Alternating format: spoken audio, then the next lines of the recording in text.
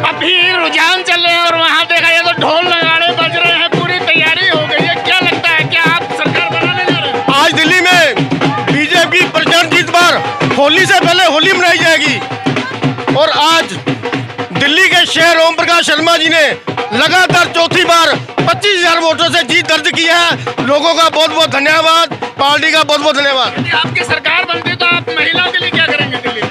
आज कोई मुद्दे की बात नहीं करेंगे, आज सिर्फ खुशी का जोड़ बनाएंगे। खुशी का दिन है, हमारा जो एजेंडा है वो कल खुशी का दिन है। खुशी की बात तो होगी लेकिन मुद्दों की बात नहीं होगी। तो आप कुछ बताएंगे, आप क्या करेंगे रोजगार के लिए?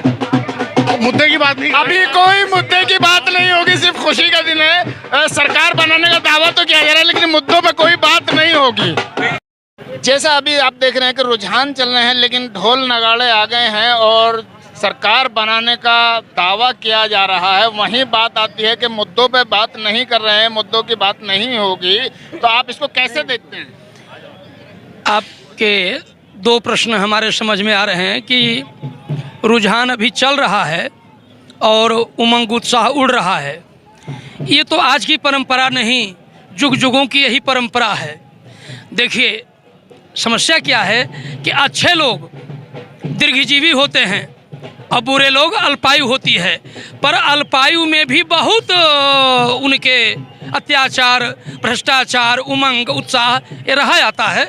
आज की बात नहीं, इससे हम लोग घबराते नहीं हैं। अब रही बात मुद्दे की, तो मुद्दा देखिए श्रीमान जी, सिर्फ दो ही है इस भारत में, यदि माना जाए तो सिर्फ गरीबी और अमीरी। इस पर तो किसी ने ध्यान नहीं दिया।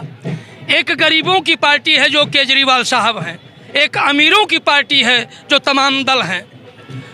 तो इसलिए हमारा जो कथन है, देर से आएंगे हम दुरुस्त आएंगे, ये बाजे नगाड़े किसी और के बजेंगे, कभी कुछ और है और कभी कुछ और होगा। बात यहाँ आती है शिक्षा, स्वास्थ्य और रोजगार की, लेकिन इसके लिए कोई बात करने को तैयार नहीं होता। जैसा अभी ढोल नगाड़े बज रहे हैं आपके सामने हैं और पूछा गया भाई आप महिलाओं के लिए क्या करें, या मुद्दों की, तो साफ साफ कहना कि हम मुद्दों पे कोई बात नहीं करेंगे, सिर्फ सरकार बनाएंगे। और दावा सरकार बनाने का पेश तो कर रहे हैं लेकिन शिक्षा, स्वास्थ्य और रोजगार पे कोई भी बात करने को तैयार मैं इस पर टिप्पणी करने जा रहा हूँ। पहली बात तो आप ये जान लीजिए कि हर बड़ा वृक्ष छोटे वृक्ष को बढ़ने नहीं देता, यही परंपरा है, यही नियम है। आज जिसकी कहीं कहीं डबल इंजन, कहीं कहीं ट्रिपल इंजन, कहीं कहीं फोर्थ इंजन, तमाम इंजने हैं, ठीक ना? इस तरह से तमाम इंजनों के साथ कई लोग जुड़े हुए हैं। और स्वास्थ्य और शिक्षा की जो बात है तो आम आदमी पार्टी ने तो स्पष्ट कर दिया है।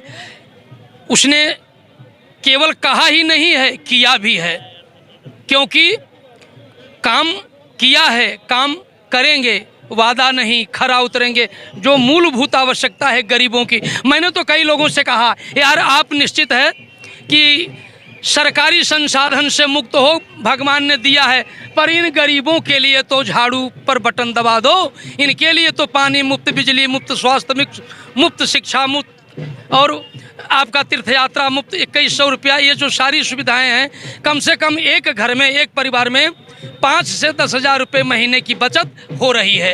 रही बात बेरोजगारी की, तो ये दिल्ली में रह कर के कोई सरकार रोजगार नहीं दे सकती। जो सरकार 2 करोड़ों का वादा की थी, जब वही फ्लॉप हो गई तो ये क्या दे पाएगी? मैं ज़्यादा बहक के बात नहीं करना चाहता। शिक्षा और स्वास्थ्य के बाद बात आती है रोजगार की, यानी पेट नहीं भरेगा तो पढ़ाई कैसे करेंगे या फिर स्वास्थ्य ठीक कैसे होगा, तो उसके लिए हम बात करते हैं। शिक्षा, स्वास्थ्य और रोजगार ये बहुत ज़रूरी है। तो हमारा देश कृषि प्रधान देश है और स्वामीनाथन आयोग यदि कहीं पूरे देश में लागू हुआ है तो दिल्ली में अरविंद केजरीवाल सरकार द्वारा लागू हुआ। और किसानों के साथ कितनी ज्यादती हुई ये पूरा देश देखा और अचंभा रहा कि किसानों के देश में किसानों के लिए किल धसवाए हमारे प्रधानमंत्री नरेंद्र मोदी जी। और उनके समर्थन में यदि इस तरह का माहौल बन रहा है और इस तरह उनके लिए समर्थन में लोग आ रहे हैं तो फिर हम तो उन्हें अंधभक्त ही कह सकते हैं, कुछ और मेरे लिए कोई शब्द नहीं है। रुझानों के बीच ढोल नगाड़े बज रहे हैं और सरकार बनाने का दावा किया जा रहा है, मगर वहीं देखा जाए तो शिक्षा, स्वास्थ्य या मुद्दे की कोई बात नहीं होगी, साफ साफ उससे इनकार किया जा रहा है।